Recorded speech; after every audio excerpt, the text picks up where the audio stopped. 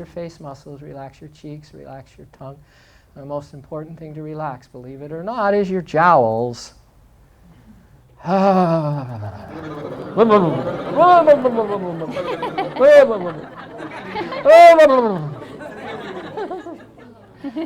last thing in the body to relax, is your jaws.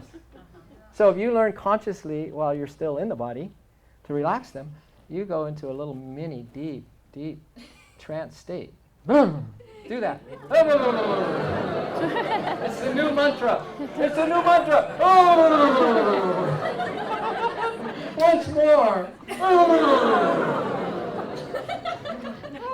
You know what? That might actually seem silly, but here's a trick. If you ever want to hear the Om vibration, okay, so when you're alone, you can either put earplugs in, those saline, what kind of the silicone ones, the surface use? Use those, or close your ears. I'm not kidding you. If you do that, and then consciously relax your jaw and listen, you will actually hear the Om. Because it has something to do with relaxing this part of us. Otherwise, we're tight, and our hearing chakra would normally close it off. Try it and see. It actually... Yeah, when you have guests over tonight, just do it. In your meditation. They may not come so often to bother you, More quiet time. Yeah. So, and actually, I just want to say, in India, they don't separate the adults and the children in gatherings like this. The children are there, and people learn to feel the joy and the stillness with the children there. And I think that, we've gotten a little whitewashed, a little dry cleaned in the West, Noise goes over there. Like we're still, right? We sit to meditate. Kids are just expressing it. Trisha gave me the greatest compliment the other day because, I come from an ashram environment. Everything's squeaky clean. If there's a spot anywhere, you can take care of it right away. And everybody kind of is doing that with that cleanliness is next to godliness. So it took me a little while with the grandkids when they come over and they just trash the joint like that. They don't trust. I'm like got my Mr. Clean right behind them. So fingerprints right as soon as the kid turns it. It's just my old training. My new training is, so my 2-year-old grandson just had a birthday yesterday, was at our slider right in the kitchen. And, stands and only just go right there. And he was just going back and forth. So he would just put a new fingerprint, a paw print, and close the thing, come over, run to me, like high-five me. Then he'd go and open it and close it. And so I'm just okay, cool. Trish later said, that was so good of you to be chill about that. See, we all can change. Even us old dogs. So, back to Krishna. So Krishna was an aspect of the divine as lover. The one that's calling, the flautist, playing the divine melody to open our hearts and call us back to source, to why we came here. And so love, this is the week of love. So if you turn into just the vibration, I know sometimes it's hard for Westerners to understand the East, especially Hinduism, because it seems like it worships many deities, but it is a monotheistic religion. There's one God, but instead of what happens in Hinduism is it takes all the different aspects of God, which is everything, and gives it a name, or gives it a face, or gives it a representation. And I was raised Catholic, and the Catholics do that too. They have saints that they celebrate almost every day, and each one of those saints has a quality. And then, so they tune in with that saint, they tune in with that quality of God. It's kind of the same thing in Hinduism. So depending on which aspect of spirit you want to resonate with, that's the one that you'll be with at that time. And it's as many females as there are males, because it's very balanced. So I've been studying Sri Yukteswar's The Holy Science for probably all of my 34 years that I've been on the Raja Yoga path. He is an amazing consciousness who put so much into so few words that it's not this, you don't read it. You read a line and you contemplate it. And so this was still in the introduction, but having to do just so, if Krishna and being blue, if that, the infinity aspect of what the blue stands for, any of the deities, and in Hinduism, it makes you feel a little odd because of the inculcation of your upbringing. It's now, we're talking about the energies of this summer is about us getting rid of all of those parts of us that make us feel uncomfortable. Last week we talked about the mirror, right? How everyone in our life is reflecting something back to us. Well, it's really time, I don't know if you've noticed, but if there's anybody in your emotional space or in your heart space that you don't have 100% positive feelings toward, if they haven't come back into your life full bloom, they will.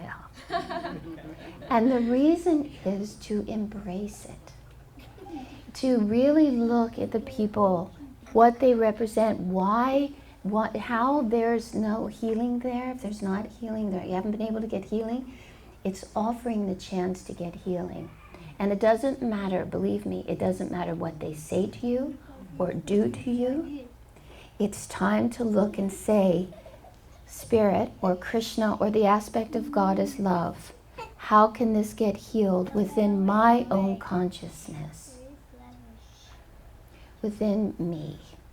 Because we can't move into 5D or the new yuga disliking anyone, hating anyone, resenting, being afraid of. It's not going to work. Now Krishna came onto this planet as the age was descending. Now here we are on the opposite end of that, ascending. So how do we, now we can look and expand. And this is what Sri Yukteswar said. To me, I thought it was a fabulous thing to look at. He said, only a few especially gifted persons. Now that got me, because we all want to be special, right? We want to be one of those especially gifted persons. Like, okay, let me see if I can do this.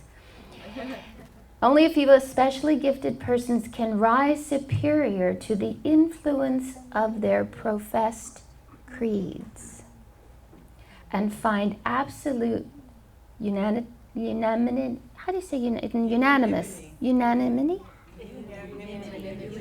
That. No, not unanimity. It's yes, it's unanimous, but unanimity in the truth propagated by all great faiths. Can find absolute unanimity in the truth propagated by all great faiths. So if you turn that around, you could say, a gifted person can rise superior to the influence of their professed creed and find the oneness in all true religions. Right? So, but we're all being asked to be gifted persons right now, Those of us who have had an awakening, and it's probably everyone here, or most everyone here, that awakening is when we ask the question, why are we here? What's the purpose of life? Because we see people who have a lot of money, who have a lot of success, who are known, has all to reach the thing, you got that person that you love, you got that job, you paid off your student loans, you got the car you wanted to drive, you just got a puppy from the pound, life is really good, but why aren't I happy? Because that bottoming out is often our awakening. Human beings were amazing. When things are going good, we're on cruise. Neutral, enjoying life, and we're missing the point, and we're missing our potential, and all of a sudden when we're not looking, the Holy Ones come in and throw it into gear. They either stop us cold or put us on the fast track. And how do we respond to that? And that's up to us. But what I'm saying is two things to look for. One, if you have any judgments about someone else's belief system or their creeds or their religion, including the one you grew up in. And Christians have to look at how we feel about Muslims. You know, that is one of the 5 major true religions. It is a beautiful religion. A beautiful religion. And the people who really follow it are beautiful, integrous people.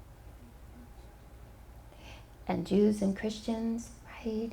And on and on and on. We need to look, and let's be especially gifted persons and accept the differences. And I had one thought yesterday in class. I was teaching this class, and I was thinking, isn't it interesting? I tend to change the color of my hair a lot. I don't know why. It's just kind of fun. Change your clothes, why not change the color of your hair? And when I was younger, I actually, even when I was in the entertainment business, I actually had colored contacts, because I have green eyes, so I could make them blue.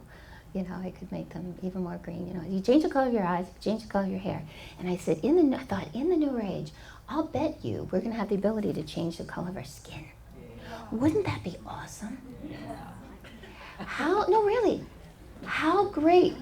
I mean, some of you saw me, I put cornrows, long cornrows in my hair in May. And it gave me this sort of feeling, bohemian. And what if we could do that and we walk around with the opposite color skin that we have? What kind of understanding would we have? Wouldn't that be awesome? That's where we're going. To be able to without maybe changing the color of the skin, that's what we're doing now, is to get whatever reflection that person is in us healed. Okay, so watch out for that. And if you hit a bump, if you hit a resistance, Tom and I have been working with that, and he brought home something yesterday, an idea. Oh, let's bring so-and-so closer. It's a family member. She needs our help. And he said it's a really scary thought, and that was terrific, because it gave me the permission to be scared at the thought of bringing this person close.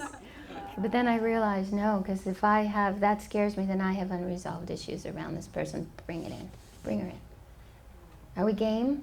We game for that kind of healing? Yeah. Especially this week when we've got the love vibration of Krishna, of soul and spirit, of Radha. Let's do it, because the universe is going to bring that up. Either collectively, we're going to see some group acting up, and we're going to have to say, I love them. They're my little brothers and sisters who haven't woken up yet. So if you're not into, shape changing or color changing, there's another way that we can get into this, and that is have the ability to see through everyone's disguises. Right? Now, you can't fool me with, with that shape and that personality and what you do and your beliefs and which religion you belong to. You can't fool me. Remember, wasn't there a coloring book, I think, in my day anyway, it was called Where's Waldo? It's famous, right? It's like, where are you going to find Waldo? And all these images in there, right? It was kind of fun to find Waldo. It's like, where's Krishna? Where's the blue guy? Right? Where's the divinity in each of us? What if that was your game, and it didn't matter what force it was in this person, angry, cheerful, sad, serviceful, whatever disguise they came in personality, that you go. And this is what we do in immersion in love. We say, beloved, I'm so glad to see you. I'm so glad to see you. That's why we do those kind of silly things in immersion in love. Because we're just practicing the reality, even though we're like, what does this mean? Who cares? If you do the reality, or you do the truth long enough, you'll wake up to the truth. And it's such an interesting dream we're in. How's your dream going? Huh? What are you creating in your dream, earth-like experience? Your thoughts are definitely creating today. It created yesterday, and it is, your thought right now is creating tomorrow. Breathe deep. Inhale. Exhale. And just have a happy thought right now. Inhale. One happy thought, just for an inhale. Exhale. And then say after me, I'm creating my future right now. Say that. I'm creating my future right now. Have a happy thought. Inhale it. Feel it in your heart. Exhale. And repeat once more, I'm creating my future right now. I'm creating my future right now. So as a young guy in college, I was like, sophomore year, I was thinking, this is a complete waste of time. And I'm done. I'm done. At the same time, I discovered meditation. I discovered the path that I'm still on 40-something years later. And I found out, because I was taking all the religious studies classes, I was up at UCSB, University of Santa Barbara, which is a very spiritual town, no partying, no drugs, no that. And I started meditating, right? And I started to change the way I looked at everything, little by little. And I took all the religious studies classes that they had in that college, and one of them was comparative religions, and then I heard from the teacher that they were going to bring a monk from the Self-Realization Fellowship to the classroom. And I had just signed up for those SRF, Self-Realization Fellowship lessons, and I thought, wow, because I had never met anyone, and I really thought yoga teachings was where it was at for me anyway. And I thought, how cool is that? They're going to bring a senior monk to this little classroom. And I was just so excited. I thought everybody was just going to go like, wow, that's it. You know how you are in the beginning. You think that everybody's going to dig it just like you. In fact, there was, just as a little aside, there was a famous actor that went and saw Yogananda one day, and he kept saying, I dig it, I dig it. He got an interview with Yogananda up on the 3rd floor of the international headquarters in LA, and he kept saying to Yogananda, I dig it, I dig it, I dig it, I dig it, man. And Yogananda said, what are you digging into? So I thought the kids were going to dig it, just like me, right? Well, the day came, and the monk, Swami Anandamoy, walked into the classroom, and he's a real down-to-earth Scorpio, same sign as my beautiful wife here. And it's just like, you get down to the bottom line and you use as few words as possible. So he didn't try to entertain the people. He just started to talk about the Eightfold Raja Yoga path. And with about halfway, everyone was like just restless out of their minds. He felt it, and he said, it was really nice being with you. See you later. He's actually an excellent teacher. He's the best SRF has had. Good teacher. He's older now. He's very old. And anyway, I thought that was my chance. I'm going to see if I could walk him to his car. So I asked him, can I walk you to your car? And so on our way, we had to go across a couple parking lots, and it was a good long walk from that classroom. And for some reason, I just started venting. I just started just like, oh, my stuff. Just kind of pouring out, and that's unusual for me. And he just kept walking. He never even looked at me. And I figured, who cares? I'm just going to say it like it is, and I told my whole life story pretty much. Finally, he got to a car, and there was another monk that was waiting for him at the car.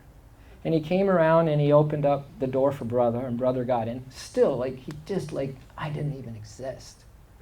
Got in, the window was up.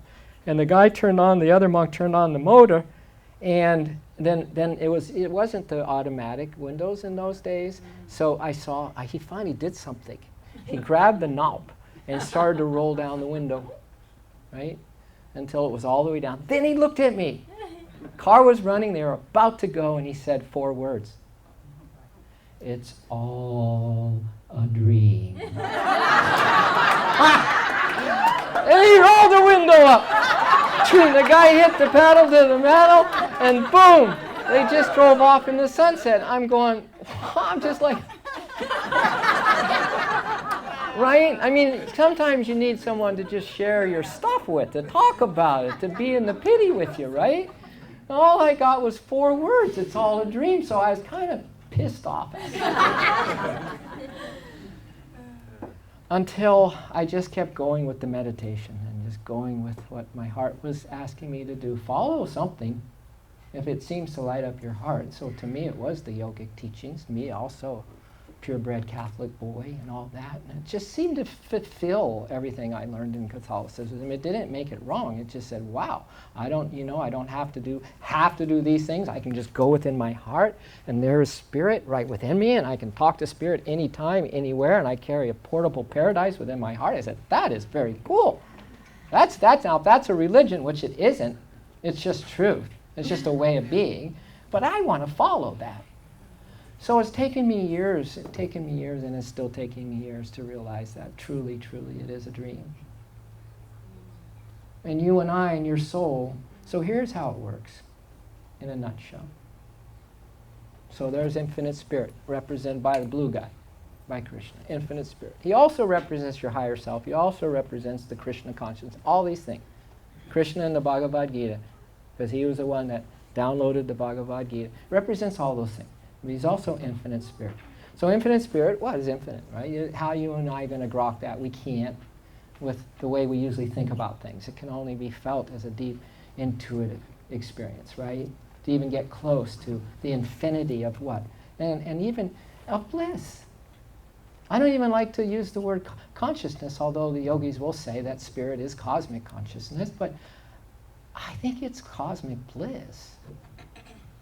And we exist right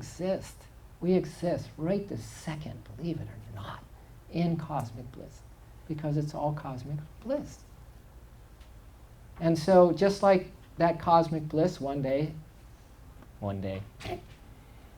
let there be light, right? Let there be a creation. Let there be a creation. At that moment, Spirit delegated to what you could call the Lord of illusory creation, or creative cosmic consciousness that's going to create now. It's going to create because Spirit is not, it's unmanifest. It's not a creation. It's formless. It's like, wow, are you kidding me? Our true home and our true nature and the goal, so to speak, is like formless. It has nothing to do with form. But when creation came in, he said, let there be some form. Let there be a creation. That is a perfect reflection.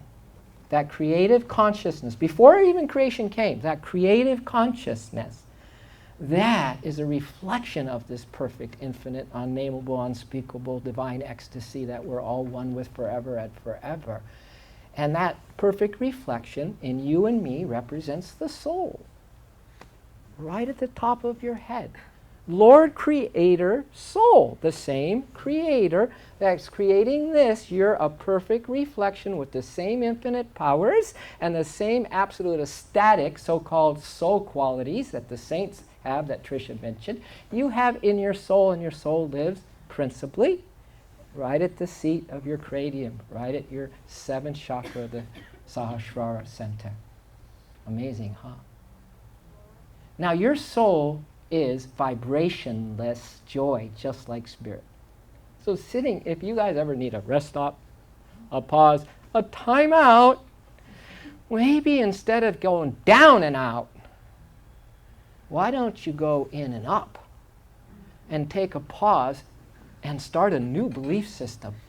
That part of me right here at my top of my head is absolute vibrationless Spirit, perfect reflection of Spirit, joy, ever new, ever new, ever new joy. Boom, right there, home. Home in the body. It's in the body. It's not outside the body. Bliss is inside your body. Wow. But it gets interesting after, here's where the dream thing happens. So God in the macro created this Lord of illusory creation, and for that to happen from a vibrationless place, there had to be what? Vibrations. Good vibrations. Right? There's nothing, even your physicists, everyone will tell you that what you see is condensed matter, and you and I are condensed, vibrating matter, is really electromagnetic energy and electromagnetic light. There's nothing solid at all in this universe. It's different rates of vibration. That's all it is. So right here then, at your creating center here, you can stay in vibrationless joy if you want to as a human, and believe me or not, that's what the masters do when they come down. They live in vibrationless joy, and they can get around. And they can do some stuff, but they don't do it. The Spirit through them does all that, but they stay home in their soul. That's called soul consciousness. That's called master consciousness. So, let's say there's a part of us that decided, God, I'm gonna create now. I'm gonna create like Creator. So you have to create a little vibration, a little stir in this vibrationless joy that you existed, pure happiness, and there's no disturbance in the force at all. And you decide, I'm going to create. Well, that's like saying, okay, I'm going to turn on the projector.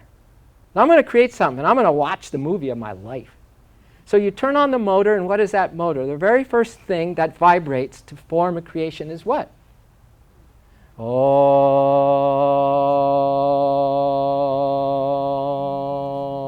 Om comes before the light.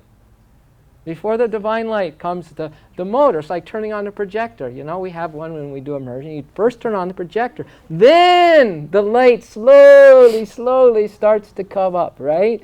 But first is this vibration of the Holy Spirit, or the Om vibration. So that's why Patanjali says, if you want to know ecstatic oneness with God, know Om. Meditate on the Om. That's a beautiful mantra, you guys. You can just Om, just inwardly, and you are at the highest cosmic vibration you can be in as a mortal trying to wake up from the dream, right? And then comes what? Then a beautiful light.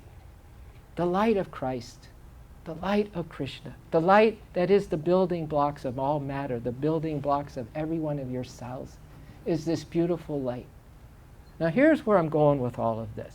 So you, the soul, decide to create, and the first thing you do, and the Om is also the music of the spheres. So the first thing you said, I'm going to turn on some sounds.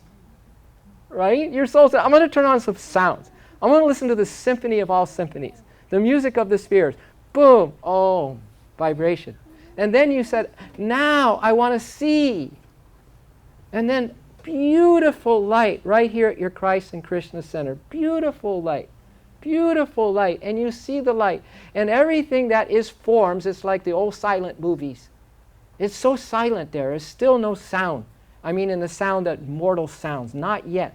We haven't created that far in our dream.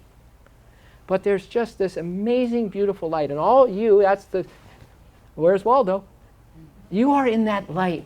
And the Holy Ones see you as this scintillating, undying, ever beautiful, gorgeous light. And Trisha's, with the light teachings that she brings here, through Barbara Martin, is all about, then there's colors, rainbows, colors, and different hues of this beautiful light. Well, the yogis that have returned back home into themselves, they stay in the light. They decide, I can now. And in that light, you can see the movie of you as a viewer, witnessing you. Still a soundless, talkless movie.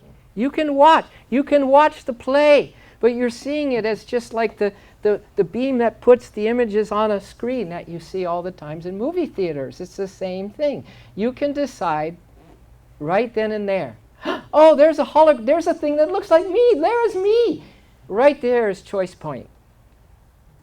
You can decide to say, oh, I am that form, or you can say, I'm going to stay in the light. I'm the light. The light is making that form. It is at that choice point where you decide that you're going to focus on the hologram of your non-physical body that seems so physical. That's the beginning of a very interesting dream of false identification. Okay? The yogis stay home in the light. You have another place for pause. This little movie, just pause it, everybody, and that's your fifth chakra. That's the divine cosmic center, the divine calmness center. You can pause any time at all at your fifth chakra and go into deep stillness and just watch the movie of your life while you chant Om, while you feel or drink sips of this nectar, Amrita, of the pure joy, vibrationless joy of your soul. And you just sip it and sip it. You go, okay, well, what then? And you know what happens? So you turn on the projector, and all of a sudden they say, quiet on the set. Right? Let there be sound. Sound check. Projector. Lights. The cosmic light. Action. You choose if you're going to create a drama of your life right there by identifying with being a human, or you say, no, action. Inaction. Inaction. I'm not the doer, I'm the deep peace of my fifth chakra. Heart chakra, the beloved. I'm just in communion with the beloved of my heart. At the third chakra, you have surrendered to the force, Luke. This is love streaming live through you. The universe does it. You're surrendered with the Divine Mother at your second chakra and the first chakra. It is this final resting point where you can be on divine love support, remembering who you are. Okay, so I'm just putting that out to you all this morning, and I want to close with this few thoughts from Yogananda. This was our Gita reading last Sunday, because up here, if you guys choose to just have, instead of being at your first chakra, which if you're on the not having a good day, that's where lust is.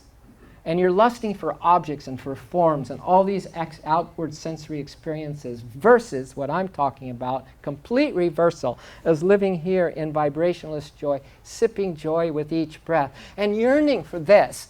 Yearning, wanting oneness with Spirit, wanting it, actually starting to create a whole field of desire for this oneness. Here, top of your head, out, freedom, versus here, stuck at your root chakra, still wanting more of this, still creating a nightmare, possible dream existence. So here's what's available for you guys with your soul, Radhe, and Krishna everywhere. Here's possible. The divine yogi unites his soul with God by ecstatic meditation. He or she saturates her body's cells and all her thoughts with the joy of God. Here, all your cells and all your thoughts, the soul just can saturate with your true nature. The advanced saints united with God spread their joy then over all the action of daily life. So you just scatter, it's like a little spray ball. And I'm connected here, right? And I'm just scattering joy, joy, joy, joy, joy, joy, joy everywhere. Such yogis no longer live like human beings, but as God men and women. Finally, by substituting divine joy, soul joy, for even the greatest human happiness. And some of us here don't even know what that is. Choosing truth, soul-spirit reunion, they become completely free from the human law of karma and rebirth, forever nurtured by spirit bliss. I don't know about you, but I'm having a good day. Namaste.